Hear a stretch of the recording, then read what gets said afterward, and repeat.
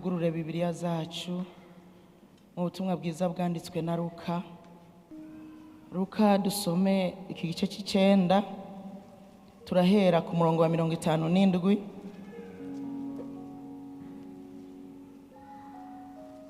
Luka 9:57 haravuga ngo bariko baragenda mu nzira umuntu aramubwira ati ndagukurikira aho uja hose. Yesu aramubwira ati imbwebwe ziri n'imyobo n'ibiguruka mu kirere biri n'ivyari, ariko umwana w'umuntu we ntagira harambika umusaya. Maze abarira uwundi ati nkurikira. Nawe ati mwami banza undekure ngende mpambe data. Ariko Yesu aramubarira ati reka bapfuye bahamba bapfuye babo, ariko weho genda wamamaze iby'ubwami bw'Imana. Uwundi muntu aramubwira ati mwami ndagukurikira, ariko banza undekure nje gusezera abo mu rugo iwanje. Ariko Yesu aramubwira ati nta muntu afashe isuka irimishwa n'inka araba inyuma abereye ubwami bw'Imana. Imana idufashe cyane. Ndabaramukije mu izina rya Yesu. Tuzi ibiganza turamukanye mu izina rya Yesu. Imana yacu ihabwa icyubahiro. Yesu ni mwiza, agira neza, yatwongeye umunsi kandi kugira ngo dukoranire mu bwiza bwiwe, dukoranire mu nyonga hiwe. Aha niho uhora haba. Iyo tuje tuba tuje kumushengerera, tuba tuje kuraba ubwiza bwiwe kandi no kumva icyo avugana natwe. Iki gitondo rero aragomba yuko tuba abigishwa beza ba Kristo. Tube abigishwa beza ba Kristo. Niryo jambo shaka tuganire ko muri kano gatondo, kuba abigishwa beza aba Kristo. Umwigishwa ni umuntu yemera kumviriza inyigisho z'umwigisha, canke ni umuntu yemera gukurikiza akarorero k'uwo yita ari imbere yiwe umwigisha, canke agakurikiza imyizerere yiwe, canke agakurikiza iyerekwa ryiwe, akabikurikiza pe uko yifuza, uko uwo mwigisha abyifuza, akaba ari kumwigishwa bikora. Uwaca ahinduka umwigishwa wa Kristo. Natwe rero burya turabigishwa ba Kristo. Turabigishwa ba Kristo. Twebwe turabigishwa ba Kristo biciye mu kwizera Yesu, hanyuma tukizera n'ijambo ryiwe, aya majambo dusoma canke ayabigisha bama batwigisha bavuga ivyo Yesu yavuze, tukavyizera, tukizera ivyo Yesu nawe yizera imyizerere yiwe, duca duhinduka abigishwa ba Kristo. Kristo rero aragomba ko tuba abigishwa biwe. Akiri mu isi niwe yahamagara akenshi benshi niwe yabahamagaye. Arabahamagara, bamwe yabasanga bariko baratoza ikori, akabahamagara ngo nkurikira, bagaheba ivyo gutoza ikori hanyuma bakamukurikira. Abandi yabasanze bariko bararoba, murabizi ba Petero, abahungu bene Zebedayo bose abasanga bariko bararoba, arababwira ngo nkurikira nzobagira baroba abantu. Bagaca baheba kuroba, baheba nase, bamusiga ngaho baramukurikira. Ariko hariho n'abandi bakurikiye Yesu atigeze abahamagara, ari uko babonye ibitangaza akora, ari uko babonye bumvirije amajambo meza y'ubugingo ariko aravuga, bagaca bamukurikira. Abo bose bahinduka abigishwa ba Kristo. Ariko hariho abigishwa Yesu yagumanye hafi. Murabizi neza harabo yatoranije 12, arabatoranya kugira ngo babane nawe. Usomye muri Mariko haravuga neza ukuntu yatoranije 12, avuga ngo bo kubana nawe, hanyuma akabigisha, mu nyuma agaca batuma. abandi baramukurikira kubera bamubonye hanyuma bagasubira mu mazu yabo, ariko abo 12 bagumanye nawe, bagendana nawe, hanyuma arabigisha, baguma ku birenge vyiwe. Mu majambo make babaye abigishwa beza, babaye abigishwa beza, nubwo Yuda byahavuye bimugora, ariko babaye abigishwa beza ba Kristo. Yesu ashimwe. Turasomye amajambo y'Imana rero dusanga aha muri Luka. Turasoma aba bantu bari uburyo butatu. Aba bantu bari uburyo butatu. Uwa mbere yagiye yiruka kuri Yesu, aramubwira ngo ndagukurikira aho uja hose. Yesu arahindukira aramubwira ati imbwebwe ziri n'imyobo n'ibiguruka birafise ivyari, ariko umwana w'umuntu uwe ntagira aharambika umusaya. Uyu muntu usomye neza usanga yaje kuri Yesu amubwira ngo aramukurikira n'ibishika, yabitewe n'ibishika. Ibishika nyene yumvise amajambo Yesu ariko aravuga, kuko yari karagendagenda yigisha, aramubwira ngo ndagukurikira aho uja hose. Yesu amwiweje aramubwira ati sha imbwebwe zozo ziri n'imyobo n'ibiguruka biri n'ivyari, ariko umwana w'umuntu we ntagira harambika umusaya. Haleluya. Usomye aha muri Matayo 8 ku murongo wa 19 baratomora yuko yari umunyabwenge w'ivyanditswe, yari umunyabwenge w'ivyanditswe. Bahoho barabivuga yuko uyu muntu yaje kuri Yesu yari umunyabwenge w'ivyanditswe, yaje n'ibishika byinshi cyane. Usomye rero aya majambo imbwebwe zozo ziri n'imyobo, imbwebwe niyumviriye rero imbwebwe, gituma Yesu yaciye amwishura ngo imbwebwe zozo ziri n'imyobo. Imbwebwe nagiye kwiyumvira, nsubira ndibuka nsanga imbwebwe nagakoko kakoreshejwe cyane muri Bibiliya. Karakoreshejwe mu gihe cya Samusoni.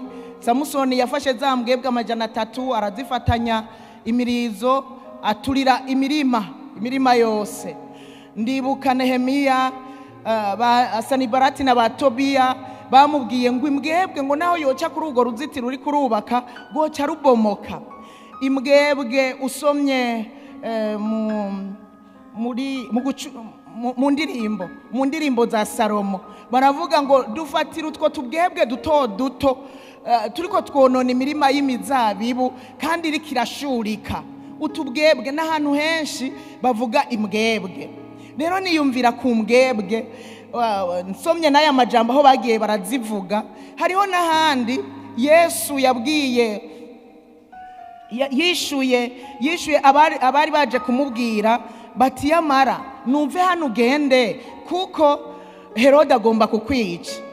Aca arabishura ngo genda mubwire iyo mbwebwe muti arakiza abagwayi uyu munsi n'ejo, kandi ku munsi wa gatatu azohingurwa gose. Imbwebwe sangana agakoko kakoreshejwe cyane. Hanyuma rero nsomye naciye nja kurondera, kubera se nari nagumye kuva kera nsoma aha hantu naca niyumvira kubera iki Yesu yamubwiye ngo imbwebwe ziri n'imyobo. Canja kurondera rero amakuru y'iyi mbwebwe. Imbwebwe ubwa mbere nsangana agakoko kaba mu ishamba, gakunda kuba mu bugaragwa, kandi gakunda kuba ahantu hari ibitandara. Kimba kaba mu myobo ahantu hari ibitandara. Aka gakoko n'agakoko katarya ibyo gasanze ngaho mu bugaragwa, karagenda kakarondera imirima hiri kakagenda kagahiga ibiri mu mirima, kandi aho kagiye guhiga gasiga kononye imirima. Aka gakoko rero nza gusanga kagereranywa n'akanyakibi. Umunyakibi kagereranywa n'ikibi, aho bavuze aka kabwebwe hose kagereranywa n'ikibi. Ahandi naho usanga kagereranywa n'ububeshi. Yesu rero aramubwira uyu muntu yaraje n'ibishika byinshi, aca aramwishyura ngo imbwebwe zo ziri n'imyobo. Mu yandi majambo aravye uyu muntu yaje n'ibishika, yaramuravye abona ngo nahuje n'ivyo bishika vyawe, muri wewe huzuye imyobo y'imbwebwe. Mu yandi majambo huzuye ikibi, huzuye ububeshi. Mu yandi majambo umwana w'umuntu we nafise harambika umusaya. Mu yandi majambo yamubwira ngo naho umbwira ngo urankurikira, simbonaho norambika umusaya. Naho mfise norambika umusaya, muri wewe ntahahari, huzuye ikibi, huzuye ububeshi. Uyu n'umuntu yaje yirukanga n'ibishika byinshi ngo ndagukurikira huja hose. Uyu n'umuntu agereranywa n'abantu bari mu ishengero no munsi, bashobora kuba baza kuri Yesu kubera bumvise ikintu canke babonye umugwayi basengeye agakira, canke kubera ibishika nyene, canke bakurikiye umuntu bakaza n'ibishika. Mugabe indani cya kibi kitigeze kivayo, indani bwa bubeshi butigeze buvayo. Arongera aramubwira ati nibiguruka mu kirere byo bifise ivyari. Mu yandi majambo ibiguruka, inyoni, ibikoni, bikingo byo bifise ivyari. Naciye nja kwibuka rya jambo ry'Imana rivuga ngo hariho imbuto zaguye impande y'inzira, hanyuma izo zaguye impande y'inzira inyoni ziraza zirazinobagura. Mu bisanzwe ibintu vyandagaye nyene ivyo biguruka biraza bikanobagura. Mu yandi majambo uyu muntu yashaka kumubwira ngo muri wewe harimwo ivyari vyaritsemo inyoni zinobagura. Naho no guha ijambo, naho woronka ijambo, naho ryobikwa kuko harimwo ibinobagura muri wewe, naho riragama ntiriragama, urumva ntiriguma muri wewe. Urumva inyoni zica ziza zikarinobagura. Abo n'abaje kuri Yesu n'ibishika, abanyabishika. Mu bisanzwe ibishika biragahera, ibishika Imana ibiturinde. Umuntu arashobora gukora ikintu n'ibishika, mu bisanzwe ibishika inyuma haguma hinyegejeho ibindi. Uwuje kuri Yesu n'ibishika, urumva ntaba yiyumviriye ati yamara ubu Yesu nizeye nakunda kubesha, ubu Yesu nizeye ntakunda ubusambanyi, ntavyo kwiyumvira, apfa gukurikira n'ibishika. Hanyuma vya bishika bigatuma adashika kure. Imana idufashe cyane. Haleluya, haleluya. Imana idufashe gose. Uyu ni uwa mbere yakurikiye Yesu. Aravuga umuntu agira kabiri. Umuntu agira kabiri wewe niwe yamwihamagariye, aramubwira ngo nkurikira. Hanyuma aramubwira ati mwami, nivyo nari kugukurikira, ariko banza undeke ngende guhamba data. Banza undeke ngende guhamba data. Yesu aramubwira ngo reka abapfuye bahamba babo bapfuye, ariko wewe ngwino unkurikire uje kwamamaza ivy'ubwami bw'Imana. Uyu muntu agira kabiri nawe nyene n'umukristo, n'umwigishwa wa Kristo, yahamagawe na Kristo. Kuko na wa wundi wa mbere aje ngo ndagukurikira, burya uwemeye gukurikira Yesu ahinduka umwigishwa wa Kristo. N'uyu wa kabiri n'umwigishwa wa Kristo, yahamagaye wenyene, ariko mugabo agifise ibindi acifuza kubanza kuja gukora. Uyu wa kabiri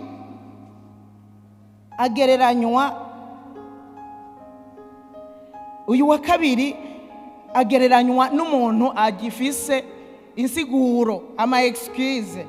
Urumva naho jewe urumva nari gukorera Imana, mugabo jewe rero mfise ibingoye mu rugo, jewe rero mfise umudamu atanyemerera, jewe rero mfise nabuze papa, nabuze uyu. Aha Yesu yashaka kuvuga ngo gukurikira Yesu, kumukurikira rekana n'ibindi vyose. Nk'ibi byari ikintu sociale, yatanze akarorero k'ikintu sociale. Burya guhamba umuvyeyi ni ibintu twese dutegerezwa gukora. Guhamba umuvyeyi ni igikorwa nyene cinkora mutima, womengo nyene nta muntu yoreka kuja guhamba umuvyeyi. Ariko Yesu arinze atanga akakarorero k'uyu muntu yavuze ngo banze undekure ngende guhamba papa. Yashatse kuvuga ngo nta citwazo na kimwe dukwiye kugira, kuko yaciye amubwira ngo reka kuko yari gucagira impuhwe akavuga ngo by'ukuri nimba wabuze papa wawe genda umuhambe, ariko nta bishika nta mpuhwe. Yamubwiye ngo reka abapfuye bahamba babo bapfuye. Mu yandi majambo nta byo kuvuga ngo n'ibintu by'inkora mutima, n'ibintu byo hafi, n'ibintu bya sociale byo mu muryango. Oya, nimba wahamagariwe gukora igikorwa c'Imana, gikore, genda wamamaza iby'ubwami bw'Imana. Ntihagire ikintu kikubuza, ntihagire ibintu bitagira ikimazi bikubuza. Genda wamamaza iby'ubwami bw'Imana, uvuge ico wahamagariwe. Haleluya, haleluya. Kuko muri runo rugendo tugira byinshi by'ivyitwazo. Uyu munsi nawe ushobora kuba ufise ivyitwazo, ukaba uvuga ngo burya jewe nogiye ndakora ibi n'ibi, ariko nyene nuko ntafise imodoka. Uwundi ati nuko nyene urumva ntafise amafaranga. Uwundi ati kandi womengo ni ibintu bisiguritse. Ariko nagira ndakubwire ngo hariho abandi bakurikiye Yesu, bahagurutse barakurikira Yesu, bahinduka abigishwa biwe, kandi bahagurutse atavyo gukebaguzwa ngo reka nkore ibi reka nkore biriya. Amubwiye ngo reka bapfuye bahamba bapfuye. Mu yandi majambo hariho abantu bapfuye mu buryo bw'imwemu, reka bahamba bapfuye mu buryo bw'umubiri. Abo rekana nabo, ivyo rekana navyo wewe kuri muzima mu buryo bw'imwemu, ivyo rekana navyo. Bandanya wamamaza ivy'imwemu, ugenda ubwira abantu ivy'imwemu, ahubwo nawe ugenda uzura abantu mu bapfuye, ubazurishije ubutumwa bwiza. Ariko abapfuye bareke baje guhamba bapfuye. Turekane n'insiguro. Insiguro uyu munsi zirahari nyinshi cyane. Ivyitwazo uyu munsi birahari byinshi cyane, birahari byinshi cyane. Iyo mera gutya nari kugira uku, iyo bigenda uku nari kugira uku. Ariko nagenda kubwire ngo nta vyitwazo dufise. Wamaze guhitamwo kuba umwigishwa wa Yesu, warahisemwo kurikira. Mu yandi majambo tuze turaraba, mbega ikimbujije kuza gusenga n'igiki? Kuko hariho igihe abantu babuzwa kujya gusenga n'ubuntu butagira umutwe n'amaguru, n'ubuntu buto. Yashaka kumubwira ngo nimba ubaye umwigishwa wanje, raba amapriorite, raba ico ushira imbere icarico, shira imbere kwamamaza ivy'ubwami bwanje, ibindi vyose urekane navyo. None uyu munsi wamusiba mu rusengero usibijwe n'iki? Ko hari usiba ngo umwana yarakorora, umwana yarakorora, agaca siba ngo umwana yarakorora, cyane naho yoba yararira. None yararira uca usiba, ashobora kurararira mu gatondo akanisinzirira, kandi birasanzwe yuko abana banarira, mbere arababebe bararira. Mugabo uzusanga mu gihe ngo abana barira, abantu nibaza mu rusengero, umwana yararira, kandi mugabo n'abafise abana barira. Sindabona umuntu asiba ku kazi, baratonda ku kazi. Mugabo ugasanga umuntu yasivye uwo rero ngo numwigishwa wa Kristo, ugasanga yasivye mu rusengero. Reka ndababwire, wamaze kwemera kuba umwigishwa wa Kristo, nta vyitwazo na bimwe. Arinza amubwira ngo yamwankira kuja guhamba se, cyari ikintu c'inkora mutima. Yashaka kumubwira ngo nta citwazo kindi na kimwe ukwiye kugira unkurikire, ukwiye kugira unkorere. Uyu munsi sinzi ivyo urimwo, sinzi ivyitwazo wamugira. Hari n'abasiba gusenga kuwa Mungu, na yawa Mungu ugasanga umuntu arasivye, umuntu agasiba asibijwe n'utuntu dutandukanye. Oya nari nagiye, urazi ko hari umuntu yigeze gusenga kuwa Mungu vyahuriranye nuko ari umunsi nyina yapfuye. ngo agiye kumuraba hariya ku mpanda atwara ishugwe Dimanche asiba ibaze bihuriranye n'umunsi nyina yapfiriyeko aca aragenda akoresha ishugwe agenda ku mpanda abandi bari mu rusengero mu nyumvire uwo n'umwigishwa wa Kristo yemeye ngo ndaje mwami yamuhamagaye aremera ngo ndaje aramwakira hanyuma arabatizwa no mu mazi menshi Dimanche ihurirana nuko nyina yapfuye akoresha amashugwe nukuri sinari kuvyirengagiza vraiment sinari kuvyirengagiza n'umunsi nibuka mama wanje yapfuye urumva nari natwaye ishugwe hariya ku mpanda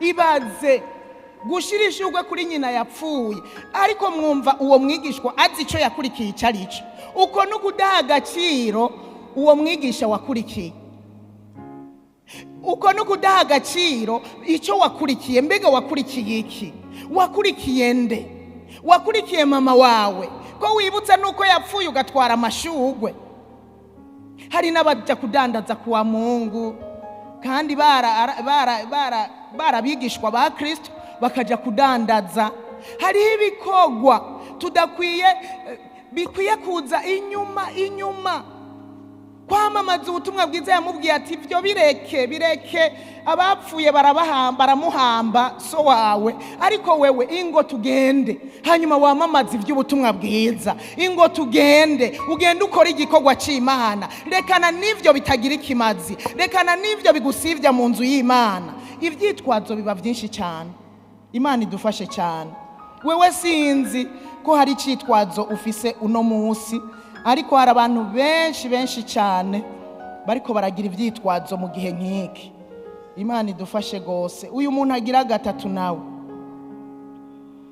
uyu muntu agira gatatu nawe nyene niwe yizanye kuri Yesu ubu n'ubwoko bw'abantu mu rusengero ukuntu baza kuri Yesu umwe uyu wa gatatu rero aravuga ngo ndagukurikira mwami ndagukurikira nawe yaryohewe nyene yabonye ko umwami ari uwo gukurikira nyene kandi yabonye ko nabandi bariko baramukurikira aravuga ngo mwami ndagukurikira ariko banzu ndekure ngende gusezera abo mu rugo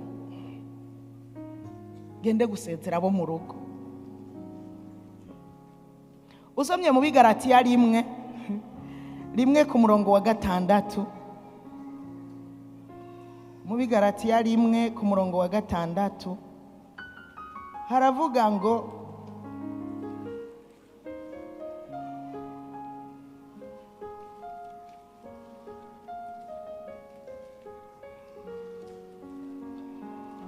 ni Paulo yari kahanura aba bantu b'Igalatiya arababwira ngo ndatangajwe nuko muriko murareka vuba mutyo iyabahamagaye kubw'ubuntu bwa Kristo mukemera ubutumwa bwiza bunyuranye n'ubwo kandi atabundi buriho ariko hariho abantu babahagarika imitima bakagomba guhindura ukundi ubutumwa bwa Kristo ariko naho yoba ari twebwe cyangwa umumarayika avuye mu ijuru ababarira ubutumwa bunyuranye n'ubwo twababariye arakavumwa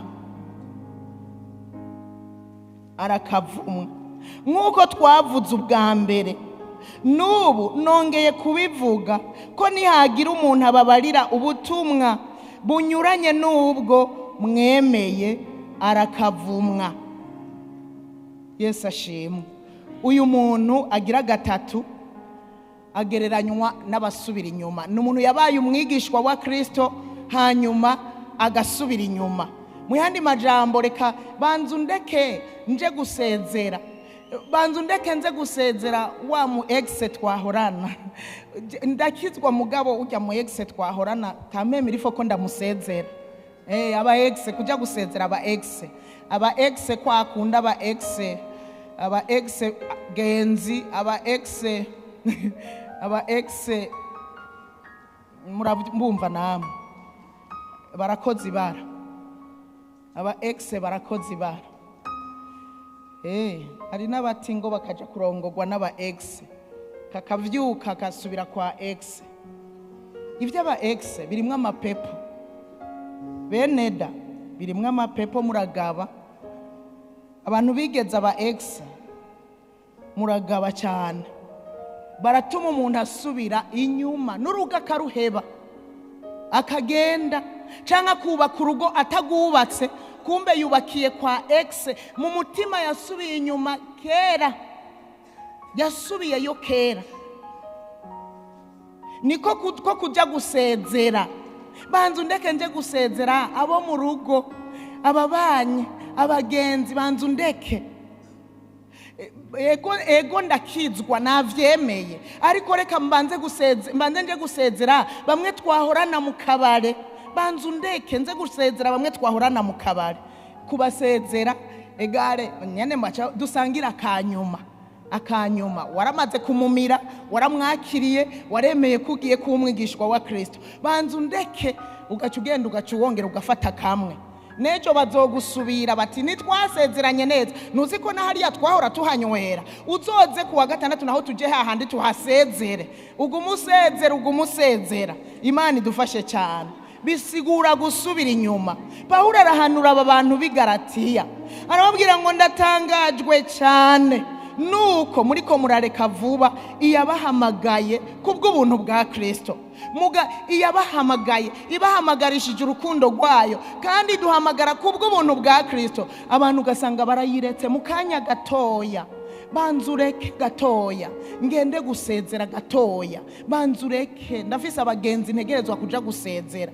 Burya icyari kidukwiriye, wemeye ngo ndakiriye Yesu nk'umwami n'umukiza, kwari uguca uvuga ngo iby'abagenzi ba kera mpagarikiye hano, bimwe nahoramwe ahubwo uranabahunga. Urabanza ukabahunga mu minsi ya mbere, ukabahunga kuko iyo minsi ya mbere niyigoye cyane. Ugiye gusubirayo usanga bagutwaye kera.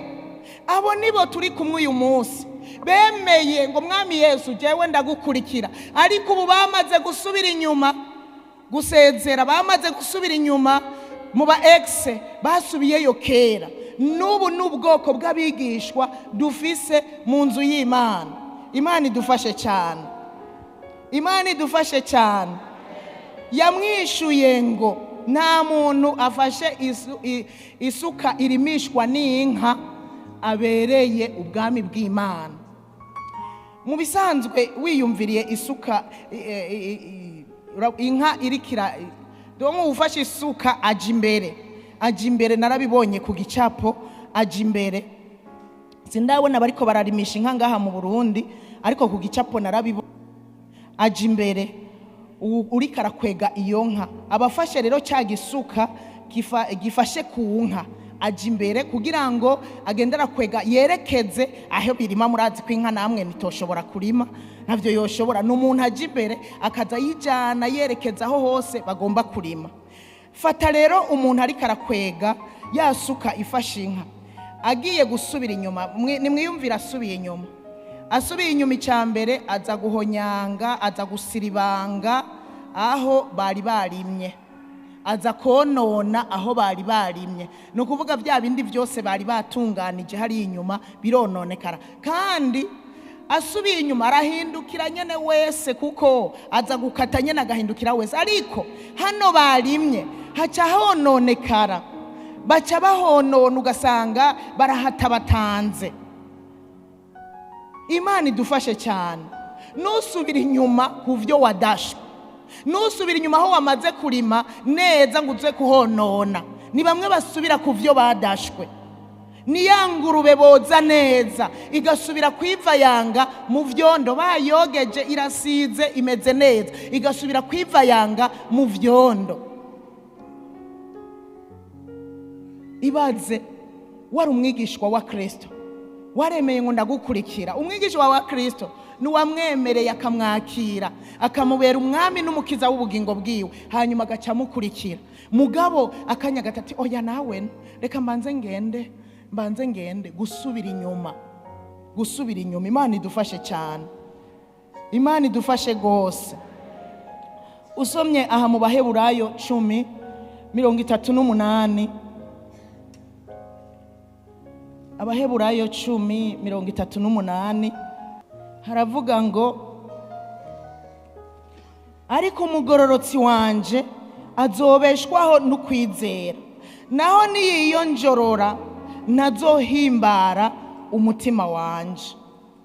Ariko tweho turabo mu biyonjorora bagahona, ariko turabo mu bizera ubugingo bwabo bugakizwa. Haleluya. Umugororotsi wanje azobeshwaho no kwizera. Mu yandi majambo, bandanya urugendo mu kwizera. Naho wowe ubona umengo ntubona iyo bija, ntubona iyo biva, hari ivyo ubuze, bandanya mu kwizera. Uhoraho ari kumwe nawe. Ariko niwiyonjorora ukabivamwo, ntushobora guhimbara umutima w'Imana. Uca uhinduka umuntu asubiye inyuma, aca ahinduka umuntu adahimbara umutima w'Imana. Udahimbaye umutima w'Imana, mu yandi majambo, nta burinzi bw'Imana bukuriko, nta gukingirwa n'Imana bikuriko. Uca ugenda uko, kandi ikintu icyo ari cyo cyose birashoboka ko kwiguhitana, kuko n'ubukingiwe n'Imana. 39 havuze ngo ariko twebwe abamaze kuba abigishwa ba Kristo ntidukwiye kuba mu biyonjorora ngo tubivemwo, ariko turabizera ubugingo bwacu bugakira. Haleluya. Turabizera tukazorangiza urugendo amahoro. Nimba warahindutse umwigishwa wa Kristo, ndakwinginze bandanya mu kwizera, ushishikara urugendo, uzorangiza amahoro, uraga ubugingo budashira. Haleluya. Haleluya. Mu byahishuriwe Yohana 2 uyu murongo wa 4. Byahishuriwe Yohana 2 uyu murongo wa 4 haravuga ngo ariko mfise icyo nkuga yako, nuko waretse urukundo rwawe rwa mbere. Nuko niwibuka aho wavuye ukagwa, wihane ukora ibikorwa nk'ivya mbere. Nutagira utyo, nzokuzako nkureho igiterekwa kw'itara cyawe ahantu hacu, kiretse wihanye. Imana idufashe cyane. Aho imbere yari yashimwe nk'umuntu yihanganye cyane mu buruhe yagiye aragira. Aramubwira ngo ndazi ko washoboye kwirengagiza ababi, wagenzuye ibyo biyita intumwa kandi atarizo, usanga n'abanyabinyoma, kandi ugira ukwihangana wirengagije ibyo wagiriwe kubw'izina ryanje, ntiwacika intege. Aca aramubwira ngo ariko mfise icyo nkuga yako, nuko waretse urukundo rwawe rwa mbere. Mu yandi majambo, warasubiye inyuma. Uko wakunda Kristo ukimuzako, ugihinduka umwigishwa wa Kristo, warasubiye inyuma, waradebukiwe, urukundo rwaragabanutse. Mu yandi majambo, aba bantu Yesu yari karavuga, uyu muntu afashe isuka irimishwa n'inka, n'umuntu usanga yasubiye inyuma, aratakaza uburyohe bw'ibintu byo mu buryo bw'imwemo, agatakaza uburyohe, urukundo rugagabanuka, rugatimba. Aramubwira ngo nuko waretse urukundo rwawe rwa mbere. Mbega uyu munsi mu nzu y'Imana, wewe aho wicaye aho nk'umwigishwa wa Kristo, nyumviririza muri wewe wongere wisubiremwo. Mbega urukundo rwa mbere nigwo ugifise? Rwa rukundo ukimwakira, rwa rukundo wakunda inzu y'Imana ukimwakira, rwa rukundo wakunda bene data, nje gukorana nabo, nje kubana nabo, ukimwakira, ruracyari muri wewe? Ya nyota wari ufise yo kuba mu nzu y'Imana ubiterwa n'urukundo wumva ukunze Kristo wakurikiye, ruracyari muri wewe? Raba yuko utari uyu muntu. Aba bantu b'Abanyefeso nibo bandikiwe ibi, yuko bahevye urukundo rwa mbere. Abihweje yasanze mu mitima ntibakiryohewe n'ivy'Imana. Uyu munsi ushobora kuba uri hano mu nzu y'Imana, uri umwigishwa wa Kristo, mugabe ivy'Imana bitakikuryoheye. ivyo bigaragarira mu kuntu ubibamwo, bigaragarira mu kuntu ubikora, ukorera Imana, bigaragarira mu kuntu witabira amakoraniro. Ushobora kuba urukundo rwaratimbye kera, ukaba wicaye aho urukundo rwaratimbye kera, kandi Yesu yavuga ibi. Aba bantu b'ubwoko butatu bose barabigishwa biwe, nibo bari mu nzu y'Imana. Nico Imana yahishuye ko aribo bari mu nzu y'Imana. Aba muri bo huzuye utubwebwe twonona imirima y'imizahabu ibiriko irashurika, utubwebwe, ikibi, ububeshi, mugabo bitwa abigishwa ba Kristo. Aba bantu bafise ivyitwazo, muguma muvuga ngo tuze mu rusengero, kandi nanje natwawe nibi na biriya. Nari na umugani wa mugani Yesu yaca wa babandi bari batumiwe mu bukwe, ati narongoye nico gituma ntashoboye kuza, twagize mariage nico gituma ntaza. Hari abagira mariage bakamara indwi zitatu, baracinjoyinga ubukwe, baracaryoherwa n'ubukwe, indwi zitatu zine batagarutse mu nzu y'Imana. Wamubaze rega twaragize mariage, twaragize mariage, nico gituma urumva mudaherutse kumbona. Wegaye wagize mariage ngo ntusubire mu nzu y'Imana. Ubundi ngo naguze itongo, birakwiye ko mbanza kuja kuririma, birakwiye ko mbanza. Ivyo ni ivyitwazo, ariko nta muntu abereye ubwami bw'Imana agira ivyitwazo. Nta muntu ariko arajya mu bwami bw'Imana agira ivyitwazo. Ivyo tubireke. Yesu ashimwe, haleluya. Ongera rero usuzume, narindi kuri uyu muntu wa gatatu, usuzume urabe ko naho wicaye aha mu nzu y'Imana utamaze gusubira inyuma. Kubera iki? Ubwa mbere vyakunda kuzinduka mu gatondo, ubu habaye iki ko vyanka? Kera ugikizwa ko wari ushushe udasiba muri Louange yo ku munsi wa gatatu, ubu habaye iki kutakiza? Ko mu minsi yahera wari ushushe uzinduka Dimanche atawugutanga hano, ariko ubu ushika Louange igeze hagati. Vyagenze gute? Uri umwigishwa uyu agira gatatu. Yesu yavuze ngo reka banza undeke ngende gusezera abahariya mu rugo. Afise ivyamusubije inyuma, hari ivyagusubije inyuma, araba neza, hari ivyagusubije inyuma, kandi usubiyemo ushobora kubitora, ugatora icyagusubije inyuma. Hari naho byo bari bitero vy'abadayimoni, imyuka mibi yaguteje ubunebwe, itiro. Hari naho byo bari ivyaho utari wigeze urekura, mugabo waremeye ngo ubaye umwigishwa wa Kristo. Raba icyatumye urukundo rwa mbere rutimba. Raba neza kuba umwigishwa wa Kristo, kuba umwigishwa mwiza wa Kristo, ukurikira akarorero kamwigisha. Burya abigishwa ba Kristo bama ku birenge vyiwe, bumviriza ivyo avuga.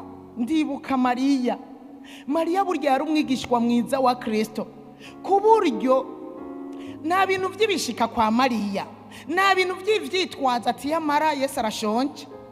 Murumva yamara Yesu arashonje, ivyo byose nabo bagendanye barashonje. Byari bikwiye yuko mbanza kugenda nkagira ico nteguriye bambe Yesu nabo bagendanye. Oya, Yesu yaravuze ngo umwami arashitse mbisa, yicara ku birenge vyiwe.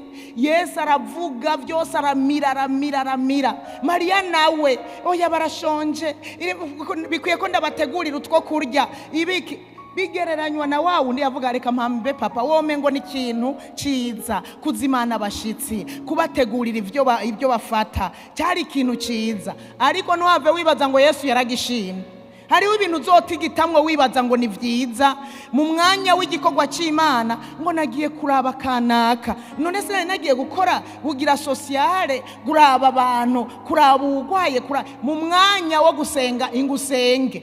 Hanyuma ugwaye uraza kumuraba uvuye gusenga. mu mwanya wo gusenga ingusenge, uwavyaye uraza kumuraba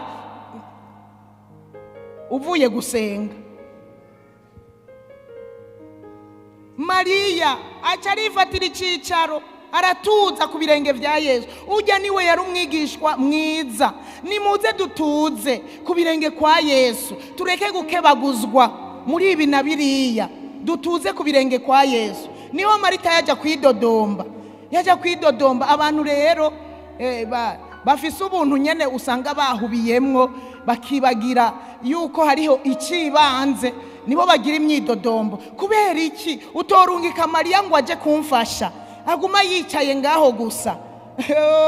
Yesu yaramukubise hasi. Yesu yaramukubise hasi, aramubwira ngo ubu yahisemwo umugabane mwiza atazokwakwa, ariko wewe ibyo ni iby'akanya gato, uratugaburira indya zije mu nzira, zije mu nda, hanyuma zifata inzira yazo. Ni iby'akanya gato, ni iby'akanya gato. Hari ibintu dutigitamwo by'umwanya muto cyane. Nimureke duhitemwo umugabane utazokwakwa, niho tuzoba abigishwa beza ba Kristo. Haleluya, haleluya, haleluya. Aba bantu bibishika, umuntu wibishika nawe aka kantu ndakibutse, nibutse wa mukenyezi yumva ibintu biryoshye Yesu ariko aravuga cyari karamubwira ngo harahiriwe inda yakuvyaye n'ibere ryakonkeje. Mu yandi majambo, wewe uri wo gukurikira, kandi inda yakuvyaye irahiriwe n'ibere ryakonkeje rirahiriwe. Hanyuma Yesu aramubwira ngo wapi, abahigwe nabumva amajambo y'Imana bakayabungabunga.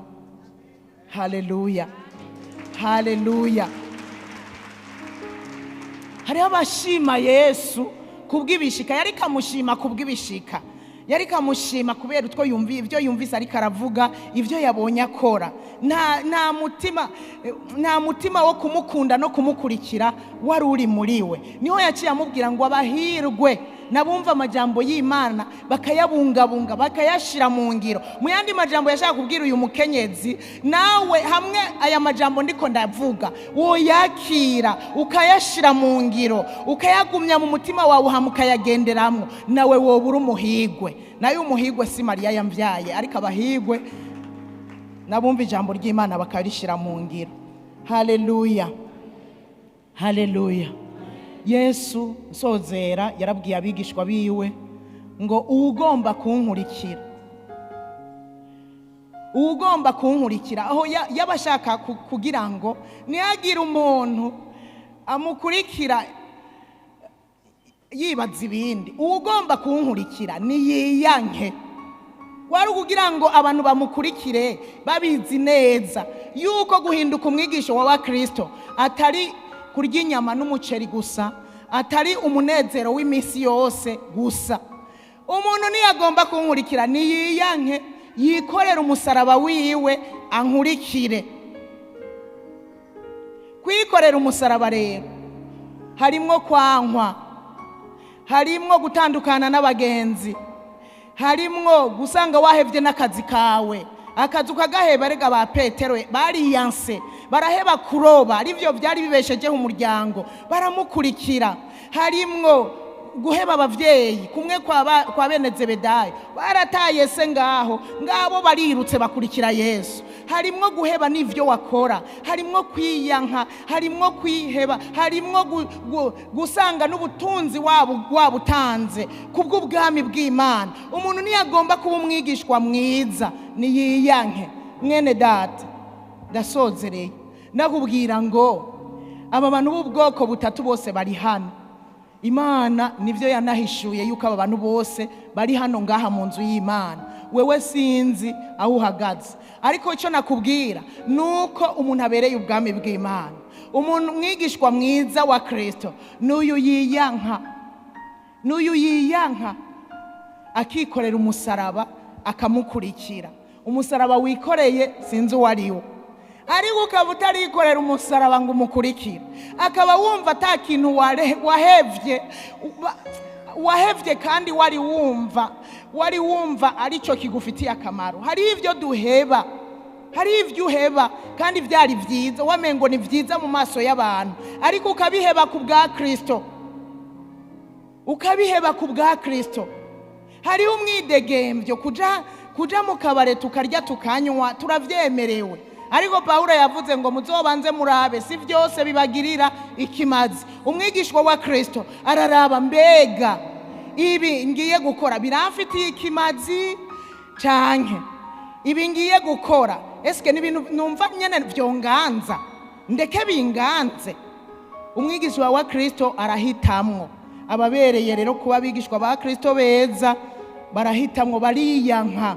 Hari ivyo ushira ku ruhande. Muri kino gihe rero turi mu misi ya nyuma, bene data, ndabinginze reko ubu isi irikiratwara abantu, isi irikiratwara abantu mu bintu vyoroshe, isi irikiratwara abantu mu bintu biryoshe, ibintu vyoroshe nyene bagende mu vyo kuryoherwa. Isi irikirakwega abantu, ariko reka ndakwibutse kwiyi isi irikirashirana n'ivyifuzo vyayo, ariko hahiriwe abantu bariko barakora ivy'Imana igomba. Umuntu ariko arakora ivy'Imana igomba ni wahiriwe. Umuntu ariko aragendera mu bugombe bw'Imana, uwo ni wahiriwe. Reka rero urekane n'ibintu byose bitagira ikimazi. Ngwino mu nzu y'Imana uyikorere. Mbega kugukora kwa wari uyu munsi ubibikiye nde? Ejo hawe ntahuzi, nuzi kuzoba uriho, nuzi kuzoba ugihumeka. Kubera kureka gukora uyu munsi ugifise inguvu, umengo ni vyabanaka, ni vyabariya, ni vyabareka, si vyababaririmbyi kubera bahagarara. Si wewe nawe uri gukora iki? Ico nzi ni kimwe, hari ingabire ziri muri wewe uzozikoresha bagutwaye ku mpanda. Hariya ku mpanda hajyamye izindi ngabire nyinshi gose zagiye ataco zikoze. Nimureke tugihumeka imwemu z'abazima, tureke gusamazwa n'ibitagira ikimazi, tureke gusamazwa n'ibitagira ikimazi. Tuba bigishwa beza ba Kristo, bicara ku birenge vyiwe bakigishwa. Nuzokwigishirizwa mu isoko, ingo mu nzu y'Imana wigishwe. Tuba bigishwa beza ba Kristo, bicarana na Yesu, hanyuma bakamwumviriza akabigisha. Mu nyuma icyatumye bajya bigishwa aza arabicarika bakamwumviriza, ngo kwari kugira mu nyuma c'abatuma. Ugomba uraza ukiruka, ni muntume, ni mungiriki, ni mungire pastori, uza kwiga kangahe? Abandi babanje kwicara ku birenge vya Kristo arabigisha. Mu nyuma abonye bariko barakamirika arabatuma ni mugende. Abatuma babiri baragenda barigisha. None nawe ingo uri hehe? Urukundo rwa mbere rurihe? Vyagenze gute kutaboneka mu nzu y'Imana? Mu nzu y'Imana kutaboneka. Hari uwonyishura ngo bakorera Imana sima kabaze mu nzu y'Imana. Oyasha ingo banduce mu muryango hano hanyuma bagutume. Ca ku birenge vya Yesu hanyuma gutume. Iyo ivyo bindi uri kuraja gukora banzu bireke, uce ku birenge kwa Yesu hanyuma gutume. Cangaha mu muryango, uru rusengero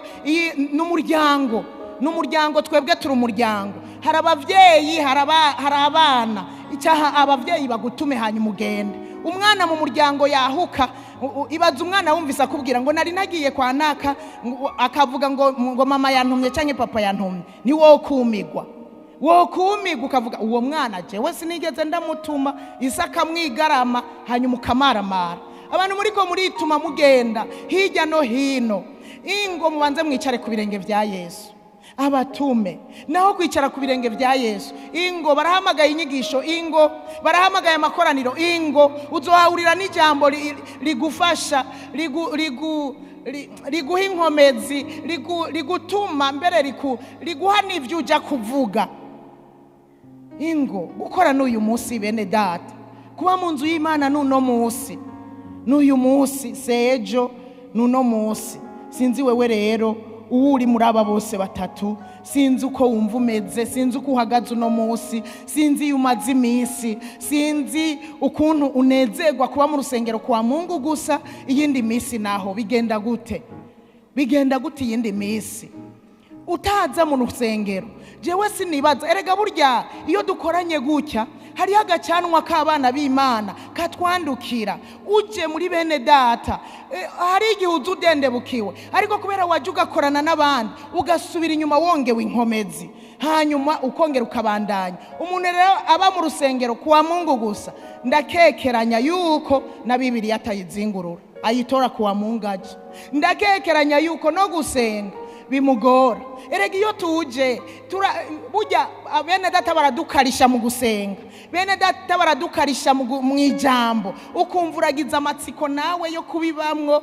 Ibyo uvanye hano ugaca ugenda ukabishira mu ngiro. None wowe ushira mu ngiro ibyo uvanye hehe? Tuba abigishwa beza ba Kristo, turi mu minsi ya nyuma.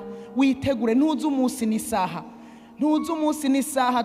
Tuba abigishwa beza ba Kristo bicitwa uno munsi. Abantu Kristo ashobora kwikorako akabatuma.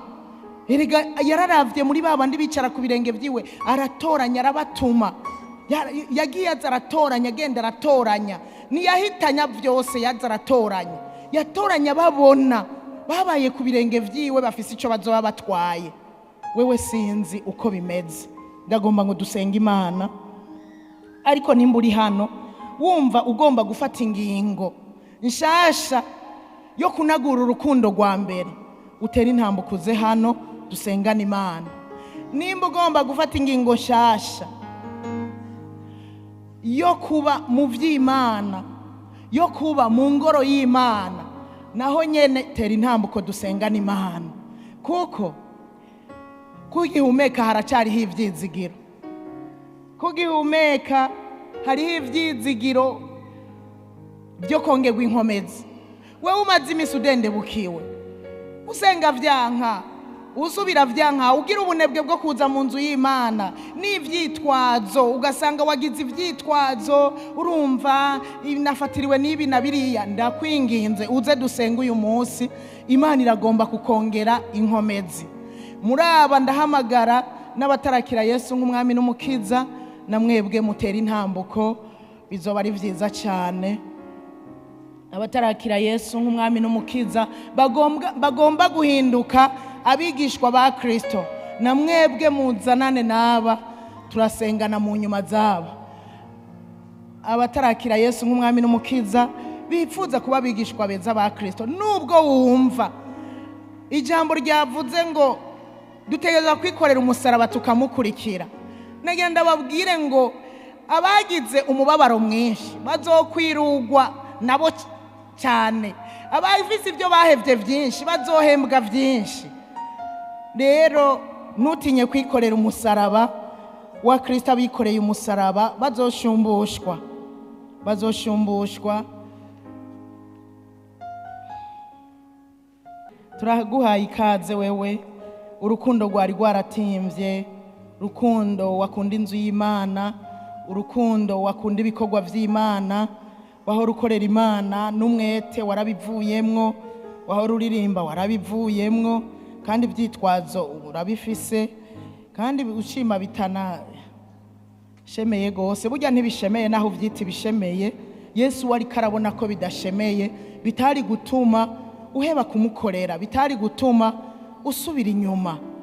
Ndakwinginze abasubiye muri vya bindi, tera intambuko dusengana Imana. Abasubiye gusezera hariya bimwe vya kera, basubiye muri vya bindi, tera intambuko dusengana Imana. Yesu ari hano kugira ngo akugirire neza. Arakunda abamugarukako. Uwumugarutseko atega ibiganza, aratega ibiganza, kandi agatega ibiganza anezerewe cyane, kuko ntakunda bapfa, akunda abihana bagafata ingingo bakareka ivya kera. Turacakurindiriye, turaguhaye ikaze.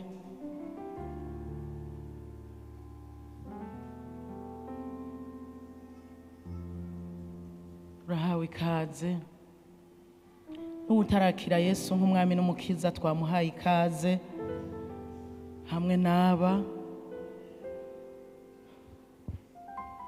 abamaze imisi mu bukonyere, bavuye mu bibanza vyabo. Ivyo wahora ukora wisanze wabihevye utazi uko vyagenze. Uyu n'umunsi wawe wo kongorwa inkomezi kugira ngo usubire mu kibanza cawe.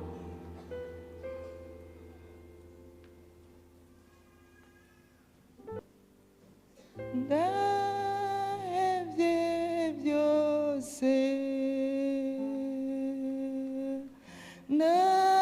ndahevye byose, Yesu, Yesu nguha y'umutima, ndahevye byose, ndahevye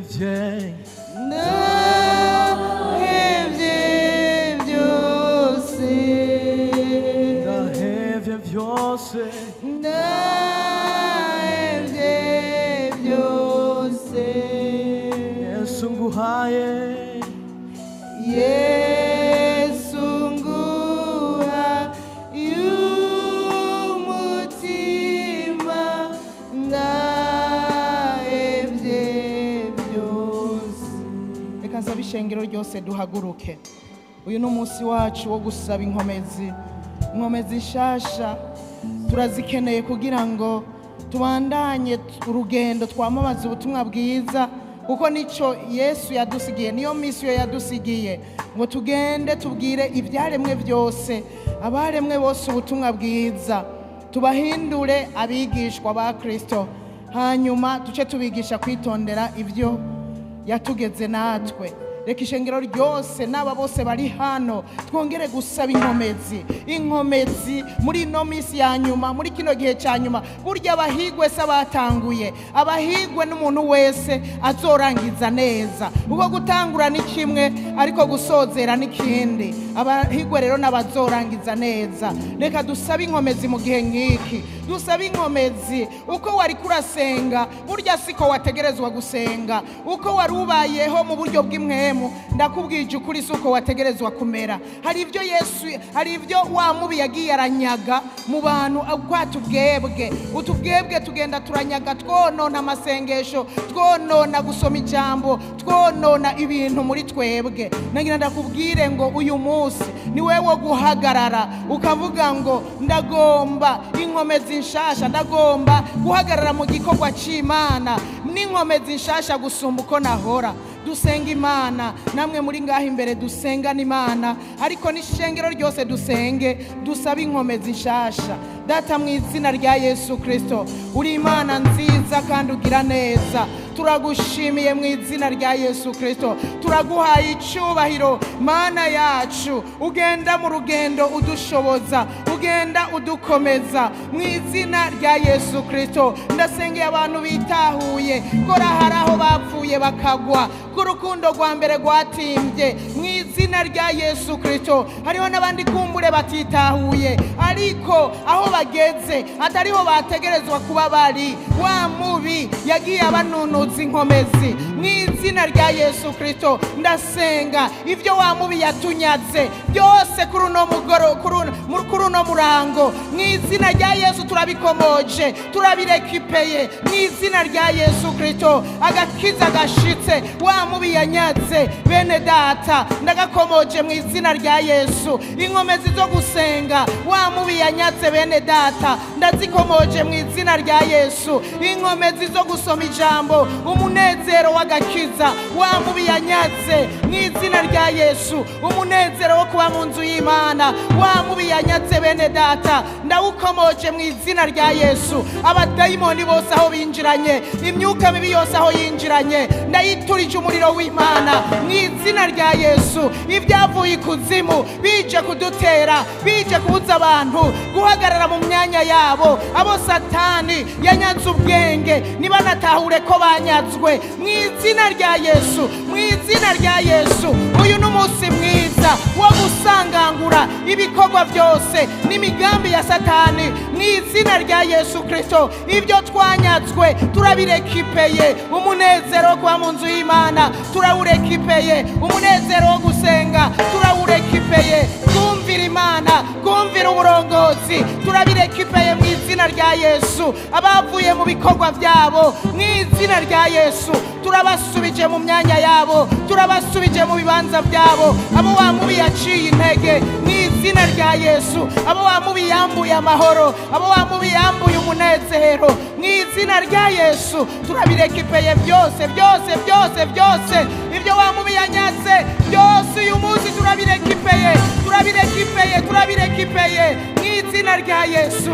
Abo wamubi yanyaze amagara meza mu izina rya Yesu, turayarekipeye, turayarekipeye amagara meza, amagara meza, amagara meza. Abo wamubi yanyaze ubwenge, abo wamubi yanyaze gutahura mu izina rya Yesu. Abo wamubi yaramaze imisi asamaza, abo wamubi yasubije mu bya kera, abasubiye mu busambanyi bari barabuhevye mu izina rya Yesu. Ndamagaye umuriro w'Imana nguturire utemutongore ibyo byaha byose abantu basubiyemo bari barabihevye. Uyu munsi nyene turabishize ku iherezo, uyu munsi nyene turabisanganguye mu izina rya Yesu. Uyu munsi nyene birahagaze mu izina rya Yesu. Iminyororo yari kirabafatanya n'ibya kera bari barahevye, ndayicagaguje, ndayicagaguje, ndayicagaguje, ndayicagaguje, ndayicagaguje, ndayicagaguje mu izina rya Yesu,